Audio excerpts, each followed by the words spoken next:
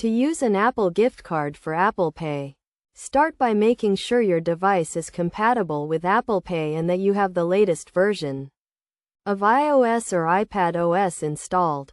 First, open the Wallet app on your device. Then tap the plus sign in the top right corner to add a new card. Select Apple Gift Card and tap Continue. You will be prompted to enter the gift card code, which can be found on the back of the physical gift card or in the email if it was sent digitally. Enter the gift card code and the card balance will be added to your Apple Cash account. If you do not have an Apple Cash account, you will be prompted to set one up.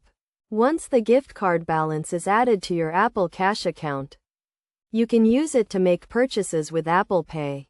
To do this, open the Wallet app, select your Apple Cash card, and authenticate the transaction with Face ID, Touch ID, or your passcode. You can use your Apple gift card to make purchases online, in apps, or in stores that accept Apple Pay.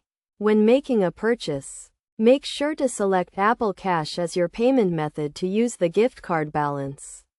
It is also important to note that Apple gift cards can only be used for purchases made with Apple Pay and cannot be used for other types of transactions, such as buying apps or subscriptions directly from the App Store.